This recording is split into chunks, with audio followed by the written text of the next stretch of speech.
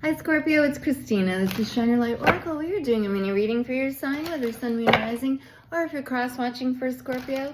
This is a timeless message, however, likely charged with the energy of all the planets stationed direct, and this quiet advent before the new moon in Taurus. And I say quiet advent because that is the energy that I've been seeing for the zodiac readings that I've been doing so far.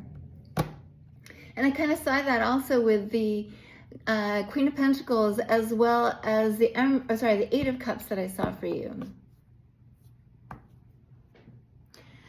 There's a kind of like emotional detachment for now, but in a nice way.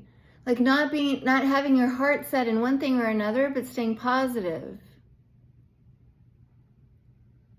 It's almost like a mother who is like gazing upon this child in their arms and not assuming anything about this child, whether they're good or quote unquote bad, whether they're smart, whether they will be athletic, or making no assumptions about this child, because this child is so young that it doesn't have the facility of language just yet, but loving this moment and this child and this moment with this child unconditionally. Interesting. I love that. Six of Pentacles. Besides, the universe is going to give back to you this like unconditional love in ways that you can touch, taste, and hold. Continuing. Please, what else, please? Oh, thank you. If you wish to book a personal reading with me, please DM me here. Email me at shineyourlightoracle@gmail.com or visit my website, shineyourlightoracle.com. So we have the Three of Swords, the Hierophant, the Queen of Wands, and the Two of Cups. And the Hierophant is this Taurus energy, the new moon in Taurus that we're moving into.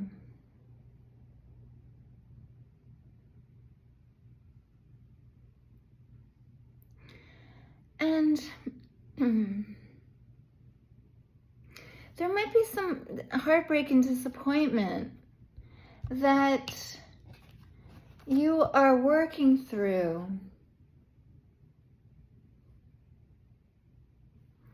Could be related to a person, not necessarily a romantic counterpart in any way, but some kind of disappointment by another. Which is why you, as this Queen of Wands, even if you don't identify as a feminine fire sign in any way, / Hierophant, even if you don't identify as a Taurus in any way, is like taking the time to like work through this. Why am I feeling the way I'm feeling? Possibly triggered even. What have I to learn about this feeling, or these feelings that are in me right now, that I'm experiencing right now? And this is an opportunity for communing with yourself. And it kind of came through in the general energies reading that I did live the other day, that this is going to be foundational for any relationship, but especially a committed romantic partnership one day, or maybe possibly one that is existing. This communing with like yourself, wondering why these triggers are affecting you, or why you're being triggered. Maybe angered by something. It's an opportunity to learn something about yourself. And that's an act of like self-love, this opportunity to commune with yourself. Not leaving, in a sense, this isn't the Five of Pentacles, which is being left out in the cold energy. But yeah, I'm not going to leave myself out in the cold, neglected, hurting. I'm going to go let her in from the cold, not gender specific. And let's figure out why this hurts, or why we were triggered or made angry, why that made us angry. Continuing. Please, what else, please? And it's foundational for whatever it is that you will be moving into come the new moon in Taurus. Please, what else, please? Thank you. Oh, wow. Yeah, I'm seeing marriage energy a couple of times over. And not to mention with the Two of Cups, a soulmate connection. Hierophant in the Four of Wands, Two of Cups, possibly even twin flame union. Not to mention that the Queen of Wands is one half of twin flames for me. So this is an opportunity for you as one half of a twin flame union to do a bit of like self-reconciliation. Why am I wounded? What is this wound? Why is this bugging me? What is this wound? And you're like inviting this inner self in from out of the cold and like warming them up with some tea that they can like open up to you. This is why they'll tell you. Please, this telling you, this Hierophant, it's almost like a confessional. You being your own like priest in the confessional.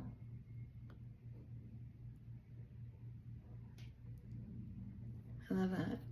Please, what else, please? Thank you. It seems to be confirmation. So one card that hit the ground, and then this clump that's face down. We'll get that one. Yeah, this Page of Wands has been showing up in just about everybody's reading. Page of Wands and the Fool card. I love it. And the Justice card. What you do for yourself, you do for others. When you like address whatever this trigger was, it helps everyone else. It helps this connection, helps whomever it is that you're connected to, a soulmate that you're connected to as well. As you're healthy, so too will they be. That we have this opportunity to clean the slate. Clear the heart of any shadows and baggage and wounds, scar tissue for that matter. Libra energy a couple of times over a minute. Oh yeah, no, just the one time for now. As well as Aquarius with this Fool. But yeah, it's an opportunity to clear the slate of one's heart before we move into the new. And it could be like you and another person before we move into this new cycle of our connection. So this card that's face down on the ground, on the floor anyway, is the Hangman. Yeah, this is the suspension. And this opportunity to look at this in a new way.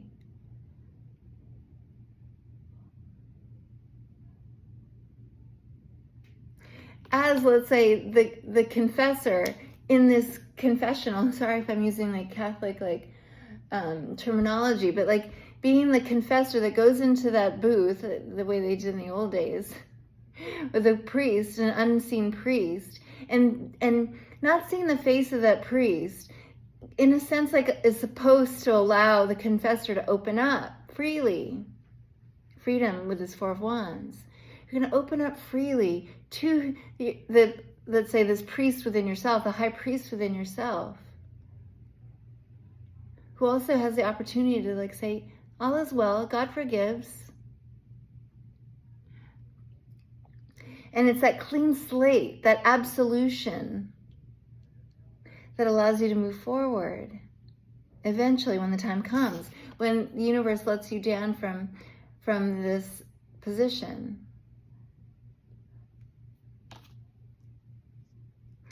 I heard like, it's like a booby trap. It was a booby trap on purpose, laid by the universe. It's reminding me of like the things that we would see when I would see as kids in the 80s. It was like those booby traps, like someone puts their foot in the booby trap, which is this loop, this rope that ends up like sort of like squeezing itself around your ankle and pulls you up, suspends you upside down. You hoodwinked, the universe helped hoodwink you, in a sense, so that you could like confess something to yourself that you may hear and absolve yourself. And maybe it is a self-forgiveness, but it could be like, yeah, coming to terms with, yeah, I have this like inner anger and maybe I need to like figure out where that's coming from. Let's talk this out, you with yourself.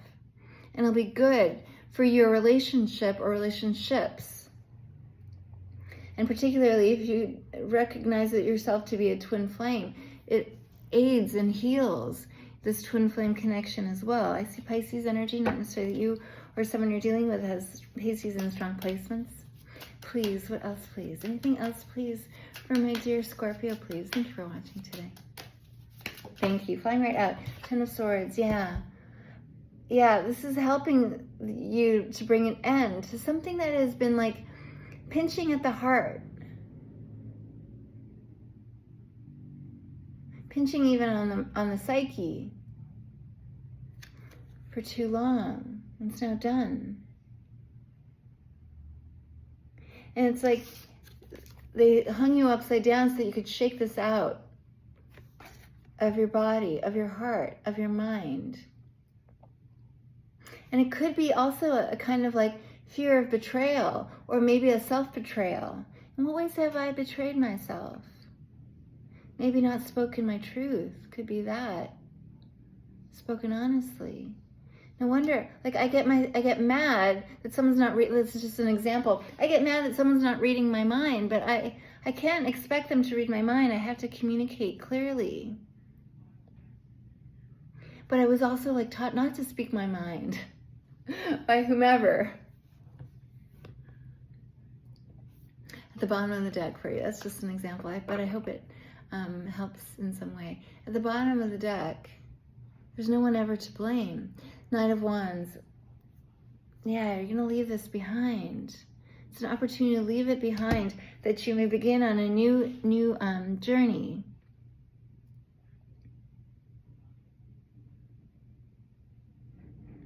There might even be a fear of commitment on your part or someone else's part, or maybe you marrying each other just in different ways. This fear of commitment in some way, or fear of vulnerability. Fear of really opening up. I hope this resonates in some way, my dear Scorpio. Thank you for watching. I send you lots of love. Bye for now.